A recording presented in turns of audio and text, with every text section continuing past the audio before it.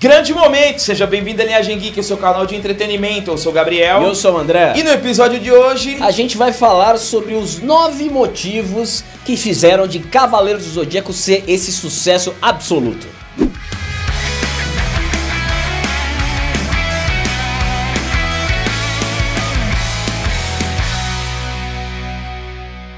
Gabriel, a gente vai falar aqui sobre os 9, a gente já fez o vídeo dos 9 elementos de sucesso para um anime, né, que a gente coloca todas as nossas opiniões, e aqui a gente vai colocar Cavaleiro do Zodíaco nisso, né, porque ele tem os 9 elementos, mas assim, muito na cara, né, muito na vista, e a gente vai dissecar aqui. Pra quem não conhece Cavaleiro do Zodíaco, é muito difícil, né, mas tá na Netflix. Se você não assistiu ainda com preconceito de anime antigo, pelo amor de Deus, que eu falo aqui, né, Gabriel, tem a galera das antigas, igual nós, que tem preconceito com os animes novos, e tem a galera dos animes novos com preconceito com os animes antigos. Então quem não assistiu Cavaleiro do Zodíaco, tá na Netflix, o enredo é muito legal, são 5 Cavaleiros de Atena, foca em 5 Cavaleiros de Atena, baseado na mitologia grega, né, Atena, né, a deusa da sabedoria, né, a deusa do amor. Então esses cavaleiros têm que proteger a Atena dos outros deuses, das outras forças malignas, e foi um sucesso absoluto. A gente vai bater uma ideia aqui, trocar uma ideia sobre o sucesso, os 9 motivos que fizeram de Cavaleiros do Zodíaco ser um sucesso tremendo aqui no Brasil.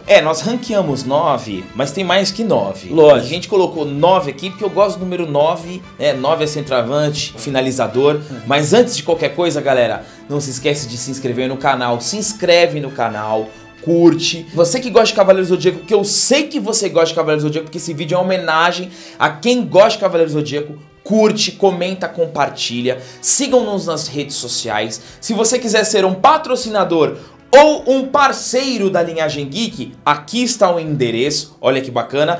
E lembrando que este vídeo é um oferecimento a Panflix, que é um parceiro da Linhagem Geek. Então baixa a Panflix na sua loja de aplicativos e assista aos vídeos da Linhagem Geek por lá também. E é claro que não podia faltar o quê? A loja da Linhagem. Olha só aqui o uniforme, o Gabriel tá com o Ikki de Fênix, o preferido de muita gente, e eu tô com o principal, o protagonista da série Ceia de Pégaso. Esse moletom e essa camisa você encontra na loja da linhagem.com. Não só Cavaleiros do Zodíaco, mas tem Naruto, tem Dragon Ball, tem Boku no Hero, tem Demon Slayer, que tá aí com o Mugen Train maravilhoso, tem o nosso vídeo também de Mugen Train. Então na loja da Linhagem você tem moletons e essas camisas maravilhosas do seu anime preferido, e estamos atualizando. Link na descrição. Mas vamos lá, André. Por que a gente tá fazendo esse vídeo? Porque assim, na verdade vocês que já conhecem a Linhagem sabem que nós somos apaixonados por Cavaleiros do Zodíaco. Cavaleiros do Zodíaco foi o anime que impulsionou a gente nesse universo de animes. E a gente tá fazendo o quê? Qual que é a nossa ideia? Se vocês olharem no card aqui em cima da cabeça do André, logo no começo do canal a gente soltou os 9 elementos de sucesso para um anime, tá? Para um anime principalmente no universo shonen. Agora, reparem que Cavaleiros do Zodíaco se enquadra em todos esses 9, por isso que a gente vai trazer isso. Legal, o que você pode fazer? Clica com o botão direito no card aqui em cima, abrir link numa nova guia. Assiste esse vídeo e depois assiste esse, porque vocês vão ver como Cavaleiros do Zodíaco representa quase tudo isso de uma forma muito explícita. Mas o que eu quero primeiro trazer para essa resenha é que assim, antes da gente entrar nos 9 elementos, eu preciso destacar o seguinte: Cavaleiros do Zodíaco foi extremamente inovador em todos os sentidos, porque o que a gente tinha de entretenimento, de cultura pop pra época, era uma coisa muito básica. A gente não tinha uma densidade, uma profundidade de enredo, de dinâmica de luta em nenhum momento. E Cavaleiros do Zodíaco, quando surgiu, foi assim, foi um choque na realidade de muitas pessoas, principalmente a galera que curtia mais os desenhos de He-Man, Thundercats, Caverna do Dragão, que eram desenhos mais voltados para uma luta, para uma ação. E Cavaleiros do Zodíaco trouxe um universo completamente diferente. E eu já começo jogando a bola pro André, pro nosso primeiro item, que é o enredo. O enredo foi aquilo que eu apresentei, né? São 5 cavaleiros, né? Foca em 5 cavaleiros com personalidades diferentes, com histórias de vida diferentes, que tem que proteger a deusa Atena, né? Então ele encaixa já a mitologia grega, que assim, todo mundo tem curiosidade da mitologia grega, porque ela é uma história muito bonita, uma história fantástica, então agrega bastante coisa. Então, os filmes de mitologia são ótimos. Então, assim, todo mundo tem muita curiosidade. Então, o Masami Kurumada, né? Depois eu falo mal dele. O Masami Kurumada, ele... Massamão, ele... Tá rico, Masami. Tá rico. Pelo amor de Deus. Tá rico. E assim, foi muito inovador pra gente, porque trouxe, como o Gabriel disse, né? Muito drama que a gente não tinha. A gente tinha, o He-Man, o Thundercats, mas assim, não eram desenhos ruins. Sim. Mas a gente sabia como ia terminar. E Cavaleiro do Zodíaco mudou isso. A gente tinha que assistir episódio por episódio. E eu já posso falar desse elemento, Gabriel, que é a inovação, porque traz essa questão da mitologia grega. Galera, assim, isso que o André trouxe da mitologia, a gente já entra no segundo tópico, no segundo motivo, que entra na questão conceitual de roteiro. Por exemplo, mitologia grega, você colocar mitologia grega em uma animação, mesmo pode ser uma animação americana, brasileira, você não tinha ainda uma visão mitológica e da forma como foi encaixado isso. Além de mitologia, porque ele lidava com constelações, então tinha a mitologia, ele abordava muito a questão da Grécia, onde o Seiya foi treinado, além de constelações, que também é um elemento muito diferente, você não tinha nada naquela época que abordasse constelações, as constelações guardiãs. Então você sempre queria saber, por exemplo, quando aparecia um cavaleiro, qual era a constelação guardiã daquele cavaleiro. Fora que quando um determinado cavaleiro aparecia, existia a marcação da constelação que traçava o protetor da armadura desse cavaleiro, extremamente inteligente. E já pegando o gancho de constelação, tinha também as armaduras. As armaduras foram um diferencial absurdo, tanto na questão comercial. Vocês estão vendo os bonecos aqui, quem é mais das antigas sabe o que era esse boneco. Então assim, quando você cria um universo com armadura, com cosmologia, com um pouco de mitologia, e você faz isso bem feito, e naquela época, Gabriel, a gente não tinha mecanismo de busca, de pesquisa que nem a gente tem hoje. Mas com certeza, se Cavaleiro do Zodíaco fosse lançado nessa época com essa tecnologia, todo mundo queria saber qual era a constelação, o que ela representava, qual era a história dela dentro da mitologia grega. Perfeito. Então assim, esse interesse, essa troca de informação foi muito incrível. É assim, o que a armadura traz da mitologia grega? Por exemplo, a gente pode citar o Argo de Perseu, da Medusa, o escudo da Medusa. Então, foi trabalhado de uma forma muito inteligente, essa armadura, constelação, cosmo, tudo isso em Cavaleiro do Zodíaco a gente pode falar que foi trabalhado de uma forma genial. E o cosmo, mais uma vez a gente sempre fala aqui, é a nomenclatura utilizada para a energia, e a gente até então não tinha isso naquele momento, e de repente me vem um ser humano liberando uma energia chamada cosmo, que provém da concentração do seu interior, e você tem que explodir esse cosmo. Olha que coisa incrível, que coisa inteligente. E só pegando mais um ganchinho da questão de armadura, olha a armadura do Ikki. Cada cavaleiro tinha uma peculiaridade na sua armadura. O que provocava o quê? A curiosidade, a expectativa. A armadura do Ikki se desintegrava e se refazia. A armadura do Shiryu tinha o ataque e a defesa mais forte. A armadura do Shun tinha a corrente. A do Perseu tinha o escudo da Medusa. Então cada armadura tinha um detalhe diferente, que naquela época, e com certeza se tivesse sido lançado hoje, provocaria muito interesse por parte das pessoas. A gente pode lembrar da saga dos Cavaleiros de Ouro, das 12 casas. Todo mundo queria saber qual era o seu signo, e todo mundo queria saber como seria a armadura do seu signo. Então, isso foi muito impactante, porque naquela época a gente não tinha internet, a gente tinha só as revistas Herói, que tentavam antecipar, conseguiam fazer isso até muito bem, mas existia essa curiosidade da gente saber, quando tinha os Cavaleiros de Ouro, quando a gente foi apresentar, falou assim, não, pera aí, eu quero saber qual é o signo, como é o meu signo. Então, isso para uma criança mudou completamente o paradigma. Se você assistiu o Cavaleiro do Zodíaco naquela época na manchete, você lembra a tua ansiedade para ver o teu signo com toda certeza. Perfeito. E agora, entrando no terceiro motivo, a gente, óbvio, comentamos isso no nosso vídeo dos 9 elementos, o primeiro episódio. A gente tem aqui uma decisão consensual que Cavaleiros do Zodíaco é o melhor primeiro episódio da história. Teve o melhor primeiro episódio episódio da história. Primeiro episódio Na da história. sequência vem Naruto, que também é muito bom, o Olha. primeiro episódio de Naruto. Demon Slayer também é um primeiro episódio Sim, sensacional. sim. Attack on Titan. Mas Sim. o primeiro episódio de Cavaleiros do Zodíaco, ele entrega exatamente tudo que você pode esperar dentro da saga. As lendas de uma nova era. Versão brasileira, Gota Mágica, São Paulo. E vem um elemento que até então a gente ainda não tinha vislumbrado na televisão, que foi a violência e o sangue. Essa questão da violência, Gabriel, eu acredito que o Masami Kurumada, na perspectiva e na inspiração da mitologia grega, porque a mitologia grega é feita de guerra. É. A guerra de Poseidon, com Hades, com tudo isso que você vai falar, Hades, Zeus. Então, são guerras. Então, acho que ele pensou, olha, pra dar um tom que eu quero, eu acho que eu vou precisar exagerar aqui na violência. E assim, pra nós foi um choque, pra todo mundo. Tem gente que foi proibido de assistir Cavaleiro do Zodíaco por conta da violência e do sangue. Em países, Cavaleiros do Zodíaco foram proibidos. Porque assim, naquela época a gente não via isso. Naquela época a gente não via isso. Então, quando o Seiya corta a orelha do Cassius e cai, a orelha fala assim, meu, que é isso, bicho?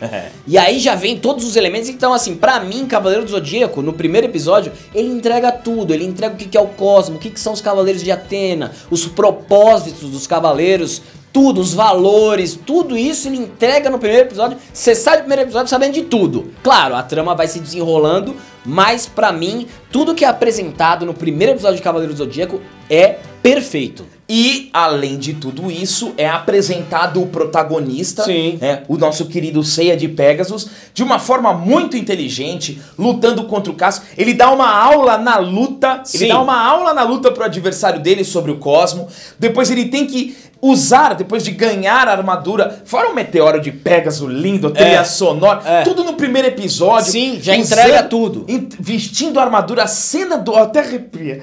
Dele vestindo a armadura de Pegasus pela primeira vez, porque a China tava tentando roubar dele. Foi uma coisa maravilhosa, com uma trilha sonora, com um peso, e realmente Cavaleiros do Zodíaco, esse é um dos motivos. Eu tenho certeza que se você assistir o primeiro episódio de Cavaleiros do Zodíaco, você vai se apaixonar pela obra. E a gente tem o quarto elemento aqui, que são os coadjuvantes, mas coadjuvantes que também são protagonistas, entendeu? Porque assim, todo mundo fala, não, porque no final o Seiya vai lá e resolve. Eu também concordo. Aliás, Dragon Ball Super também tá assim. Então você deveria criticar também o Goku ganhando de sempre, também, que irrita. Eu também concordo com você. Porém, esses coadjuvantes...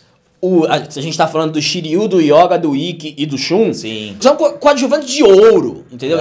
Porque assim, eu sempre pego na base das 12 casas. Cada Cavaleiro de Bronze é muito bem desenvolvido. Muito bem. Muito bem desenvolvido. Você sabe a história e o drama de cada um. E nas 12 casas, que é a grande saga pra mim... Cada um tem uma parte excepcional. Sim. Tudo bem que no final... Aliás, eu acho que as 12 casas é a menos do Seiya. Porque assim, no final, quem ganha? O Saga, ele se mata. O Seiya não ganha de ninguém. O Seiya não ganha do Aioria. Ele corta o chifre do Aldebaran e o Aldebaran dá um boi pra ele. O Seiya corta o chifre do Aldebaran. Luta contra o Aioria e o Cassius se mata. E depois ele vai lutar lá contra o Saga. Tudo bem, tem o Shaka, rapidinho... Mas ele vai lutar lá contra o Saga só. Sim. Só contra o Saga e ainda... Tudo bem, ele levanta o escudo, é maravilhosa essa cena. Mas assim, se você pensar na questão do protagonista, teve gente que desempenhou um papel melhor que o Seiya. Sim. Nas 12 casas. O próprio Shun. Então, o próprio Shun. O próprio Shun venceu o Cavaleiro de Ouro. O Shun venceu o Saga, tudo bem que era uma ilusão, mas ele venceu o Saga com mérito e venceu a Afrodite. E assim, o Shun teve um papel fundamental. Muitas pessoas falam, o Seiya, ele é o protagonista. Claro. E obviamente o protagonista, ele tem, né, todo o arquétipo que envolve o protagonista. Só que nesse elemento, né, dos protagonistas e coadjuvantes, eu vejo que Cavaleiros do Zodíaco conseguiu estabelecer 5 caras com praticamente a mesma importância durante a obra. Sim. Sabe, é muito... O Seiya, ele se destaca um pouco mais pelo protagonismo em si. Mas se você olhar a saga das 12 casas, o Shiryu... Eu acho que assim, na boa, galera, na boa, eu gosto do Seiya, eu gosto de todos os personagens, mas assim, de todas as batalhas das 12 casas, as do Seiya foram as mais mambembe. Sim. Pô, você teve Yoga contra Camus, animal. Ikki contra Shaka. Ikki contra Shaka, animal. O Shun contra o Afrodite. Shiryu versus Máscara da Morte e Shura. Pô, então assim... memoráveis. As batalhas dos coadjuvantes foram muito mais densas, muito mais profundas. Sim, foram mesmo. Tudo bem que na saga de Asgard o Seiya ganha do Thor, beleza, legal. Não é canônica, né? É um filler, mas é um filler maravilhoso. Poseidon, ele veste a armadura de Sagitário, mas você vê que Shiryu e Yoga também vestem a armadura de ouro. Então assim, essa questão do protagonismo do Seiya é mais em filme. Se vocês pararem pra pensar... as sagas. Desmembrar as sagas. Nos filmes o Seiya resolve em todos. Sim. E ele tem um protagonismo muito aflorado nos filmes. Mas se você parar pra ver bem o desenvolvimento de toda, por exemplo, a saga, a primeira saga, a saga do Santuário. Cara, tudo bem, o Seiya ele tem o protagonismo, mas o Shiryu tem excelentes momentos, o Yoga tem excelentes momentos, todos têm excelentes momentos. Então, isso é um motivo realmente que faz com que você fale assim, putz, esse anime não é um anime de um cara só. Sim. Então é um outro motivo que eu quis colocar, porque muita gente fala, não, que eu sei, mas Cavaleiros do Zodíaco é um anime de 5 caras. E aí é o seguinte, a gente parte pro próximo elemento, que é a questão da dinâmica de luta, golpes e poderes, exageros e realismo. Só que aqui tem uma crítica minha, na questão dos que faltava mais combate, mas aí também eu considero a questão da época e a animação com a armadura. Se a gente até hoje sabe que o Goku Super Saiyajin 3... ele não é muito utilizado por dificuldade de animação, você imagina cada cavaleiro com sua armadura na trocação, seria o máximo. Mas a gente sabe muito bem como isso dificulta e aí torna cavaleiros como se fosse um jogo de RPG. Um dá o golpe, depois um dá o outro golpe. Então acho que essa é uma crítica que muita gente faz, que eu acho muito válida. Só que naquela época... a gente gostava muito porque o golpe, ele tinha uma preparação. Isso. O golpe, ele tinha... não era um golpe tipo o do Dragon Ball que você vai soltando energia. Ele tinha uma preparação, aparecia o cosmo, aí depois vinha a constelação, tinha um movimento da constelação. Então assim, o golpe era um evento. Era um evento. Era um momento esperado. E assim, você lembra quando o Camus deu a primeira execução Aurora? Nossa. E vem a trilha, aí subindo vem aqui, e aí vem a constelação. Então acho que assim, isso é de uma criatividade que a gente tem que dar o braço a torcer. Ele falou assim, meu, isso é legal pra caramba. Não é um golpe qualquer. É um golpe, entendeu? É o golpe. Porque assim, o Cavaleiro de Ouro, por exemplo, os Cavaleiros de Ouro, eles ganhavam de Cavaleiro de Bronze no instalo. Só que quando ele dava o golpe, era quando o negócio ficava sério. Então a gente esperava até a chamada do golpe e todo o evento que era o golpe. Não, e assim, muito interessante isso que o André trouxe, né, de toda a construção e realmente o golpe ser um evento, porque você esperava pra ver como é que era o golpe. Por exemplo, não é falando mal de Dragon Ball, mas o Kamehameha, ele é um golpe, assim, ele é o principal golpe do Goku, mas não existe uma orquestra, uma construção por trás. O Goku simplesmente fecha aqui e Kamehameha. No primeiro episódio, o Seiya, pra dar o primeiro meteoro de Pegasus, era as mãos passando, a trilha sonora sublinhando a cena e a preparação pro golpe, o cavalo aparecendo junto. Uma coisa que eu lembro maravilhosamente, o episódio que o Yoga apareceu e lutou contra o Hydra, e o Hydra tá usando as garras assim, ó. Aí o Hydra dá a agarrada, ele pega aqui a mão do Hydra e fala, Hydra, parece que você ainda não entendeu. É muito E aí começam os cristais. Sim. Os cristais ali naquele momento. E a preparação do golpe do Yoga. Sim. Pelo amor de Deus, não. Era o voo do cisne. Então assim, realmente, isso foi extremamente inovador. Também concordo com o André. Por conta da época, não existia trocação em Cavaleiros, era mais golpe de energia, tinha um soco aqui, outro ali, mas era muito mais focado em grandes dimensões, né, de impacto. Aquele Ave Fênix do Ikki maravilhoso, com a guitarra, então assim, claro que tudo evoluiu, e eu creio muito, eu tenho isso pra mim, minha opinião, que a maioria desses animes shonen que tem hoje, bebeu muito da fonte de Cavaleiros.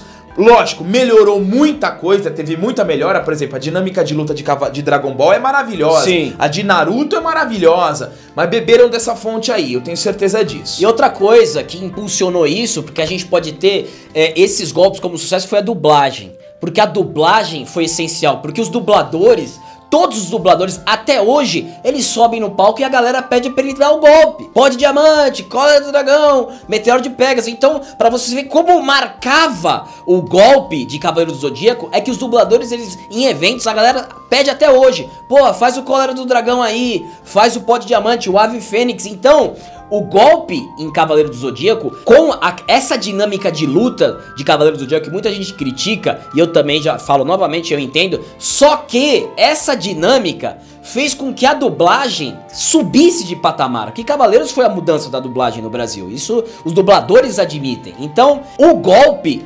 E também com os dubladores que fizeram um trabalho maravilhoso dublando Cavaleiro do Zodíaco. O golpe, até hoje vem alguém e pega o celular, pô, solta um ave fênix aí pra mim. De tanta importância que era o golpe e também de tanta importância que foi a interpretação dos dubladores, que foi magnífica. E a dublagem de Cavaleiro do Zodíaco é impecável. Os dubladores, eles fizeram história. É isso que eles fizeram com o Cavaleiro do Zodíaco. E também, quem fez história, eu já passo pra você, foi a trilha sonora de Cavaleiro do Zodíaco. Meu, a trilha sonora, galera, é um negócio assim, ó. Tudo que a gente tá falando aqui, se você é da época, tenta se teletransportar, porque nada disso existia. Só pegando um pouquinho do gancho que o André tava trazendo da questão da dublagem e da dinâmica de luta, eu vou trazer também um adendo, que são os diálogos. A gente não tinha essa densidade de diálogo dentro de uma luta. Era uma luta com propósito. Sim. Era uma luta que existia valores dentro da luta. E a dublagem, putz, ratificava demais esses momentos. Então, pros dubladores de Cavaleiro do Zodíaco, Yu Yu Hakusho também veio na sequência como uma das melhores dublagens de animação até hoje. O que contribuiu pro crescimento dessas obras nessa época foi a dublagem. Deixa eu marcar aqui os nossos parabéns da linhagem. Inclusive, o André até falou... No dia que a gente conheceu o Leonardo Camilo, que é o dublador do Wiki de Fênix, eu não sei quantos Ave Fênix ele falou naquele dia. Ele falou muito, mas muito Ave Fênix. Ele deve dormir falando Ave Fênix, pra você ver o tamanho do impacto da dublagem. E pegando essa trilha, essa sequência, galera, a trilha sonora de Cavaleiro do Zodíaco é algo incrível. Eu escuto até hoje, às vezes eu tô preparando o roteiro aqui pra linhagem, eu coloco uma trilha sonora, porque era um orquestral, um instrumental. Era lírico. Lírico lindo.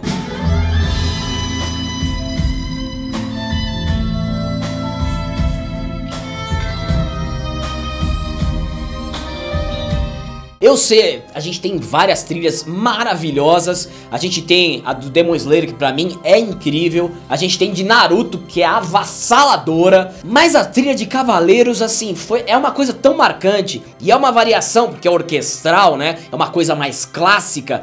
É um negócio que foi muito inovador.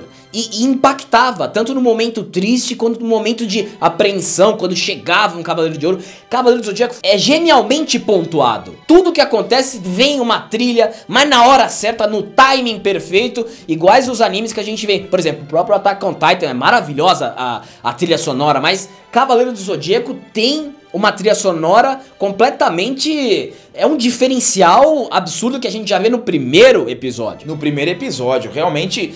E assim, cada cavaleiro tinha a sua trilha, um instrumental bonito, tinha o...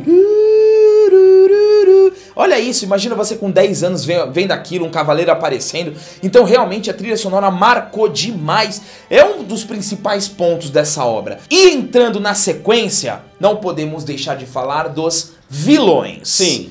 Os vilões, como a gente sempre gosta muito de falar, tem que ter carisma. Tem que gerar empatia. Você tem que ficar no veneno com o vilão. Sim. E este cara aqui, né, começa como um vilãozaço. Sensacional. O Ikki começa... Eu tinha ali uma sensaçãozinha que ele ia se transformar num protagonista, num anti-herói, mesmo porque na abertura já entregava os 10 cavaleiros e o Ikki aparecia junto ali. Tudo bem, era um spoiler naquela época, ninguém tinha a versão a spoiler. Ninguém tinha. Hoje a galera falou em spoiler, meu Deus. Então o Ikki também foi muito construído, eu considero o Ikki como ele começou como um vilão, foi um baita de um vilão. E tem também outros vilões aí de Cavaleiros do Zodíaco. E a gente tem que destacar o Saga. O Saga é o grande vilão porque ele dá um golpe de estado, e manipula um exército exército, sem ninguém saber quem é o cara. Então assim, você fica com raiva dele, você fica com muita raiva que ele queria matar Athena também no começo, tomar o lugar de Athena. Só que o desfecho da saga é fabuloso. É lindo. O desfecho da saga, das 12 casas, é fabuloso. Então assim, quem sabe, o pessoal ama, o Saga tem uma legiões de fãs, também pela dublagem do Gilberto Baroli, que é maravilhoso. O Morra, Ceia e a explosão galáctica, todo mundo sabe essa questão dos poderes que a gente falou. Então Cavaleiro do Zodíaco, aliás, eu acho que é uma especialidade dos japoneses, dos mangakas, em fazer vilão, porque eles os caras sabem fazer vilão. E todo anime bom tem um vilão bom, e a gente fica com medo do vilão, a gente sempre se pergunta, pô, quando vai ser a luta final? Isso que faz com que a gente fique apreensivo, torcendo até o final. O que pra mim, por exemplo, se você pegar um anime atual, Dragon Ball Super tá tendo muito problema com o vilão. Tanto é que tá voltando com o Freeza e tal, mas o vilão, ele tem que ser muito bom. Em Cavaleiros do Zodíaco a gente começa com o Ikki, depois tem o Saga, que pra mim é o grande vilão da saga, e vários outros. E no outro elemento, Gabriel, o próximo elemento que já tô colando aqui, que a gente tá falando do desfecho do Saga, é justamente a carga dramática de Cavaleiros, que é assustadora. Sim. É muito bem desenvolvida, todos os Cavaleiros. Tudo bem que os Cavaleiros de Ouro era uma outra época, poderia ter... ele desenvolveria de uma outra forma, mas a carga dramática dos 5 Cavaleiros de Bronze é perfeita. Não, é exatamente isso que o André falou. Não, só pra vocês terem uma noção, galera. Vamos lá, galera, presta atenção só nesse contexto pra você sentir o drama. Crianças órfãs. Então as crianças são órfãs. Você já tem aquele apelo da criança não ter conhecido o pai. Irmãos que são separados. Ikki e Shun, cada um vai para um lugar. Depois o Ikki volta mal, volta vilão. O Yoga que vai para onde a mãe está enterrada, né? Tá submersa no mar e ele desce para orar. O Shiryu que se cega pelos amigos. Olha só olha essa carga dramática que você tem no decorrer de toda a história de Cavaleiros do Zodíaco. Isso pra época a gente falava, meu, que é isso, cara? Sabe? Então... muito profundo. É muito profundo, tem muita densidade, sabe?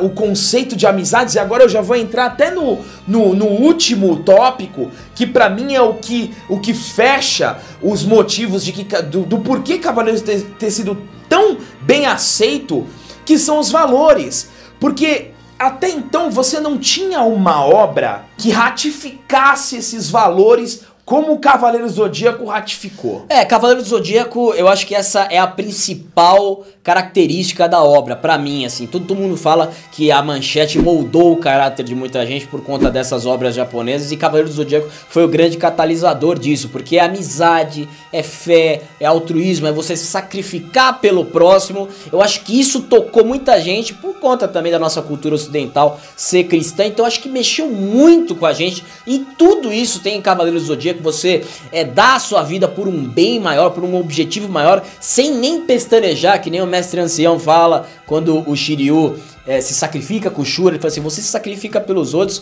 com muita facilidade porque você é assim, você o seu senso de justiça é muito maior do que qualquer coisa. Então também essa questão da justiça, você ser justo, você lutar pelos seus amigos, essa questão de Cavaleiro do Zodíaco, toda essa carga dramática da questão da amizade, da compaixão, da persistência, que o Seiya sempre se levantava e todo mundo perguntava, meu, como esse cara tá se levantando? Então Cavaleiro do Zodíaco, ele é uma obra muito sentimental, é uma obra muito dramática, e toda essa questão de superação faz com que Cavaleiro do Zodíaco seja essa obra inesquecível pra quem acompanhou, ou pra quem sabe, né, Gabriel? Tem gente que tá assistindo aí Cavaleiro do Zodíaco e tá se surpreendendo, porque a obra é muito bonita e não tem como negar isso. Não tem como negar, tá marcado na história. É claro que, se você hoje, por exemplo, vamos pegar um moleque de 14 anos que começou assistindo Naruto, agora tá em Demon Slayer, assistiu Attack on Titan,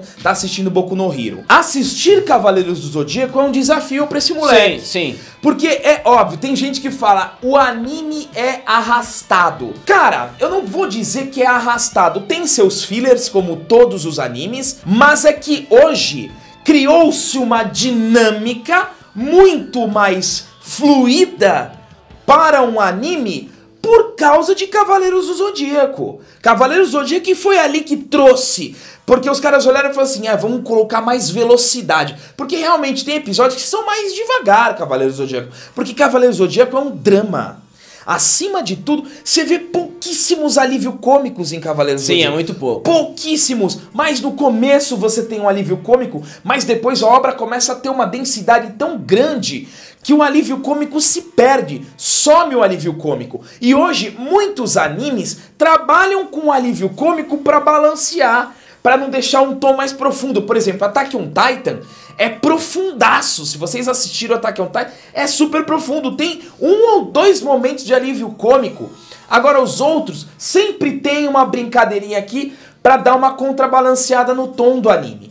Então é o que eu falo pra vocês, se vocês são novos, estão assistindo já os animes atuais, assistam Cavaleiros do Zodíaco, mas vão desarmados, porque é uma obra bonita, é uma obra que marcou uma história e merece ser respeitada. E o que merece também ser visitada por você é a loja da linhagem, que se você gosta de Cavaleiros do Zodíaco, vai lá que eu tenho certeza que você vai se deliciar com moletons e as camisas dos seus cavaleiros preferidos. Tem os Cavaleiros de Ouro, tem os de Bronze, vai lá na loja da linhagem. Também se você curte outros animes, vai lá que agora tá chegando o friozinho e você vai precisar de um moletom estiloso pra sair. Assista Cavaleiro do Zodíaco, esse é meu recado final. Esse é o vídeo de hoje, galera, muito obrigado. A gente tá fazendo esse vídeo em homenagem a Cavaleiro do Zodíaco, porque realmente marcou nossa história. Obrigado por assistir, curte, comenta, compartilha e até o próximo vídeo.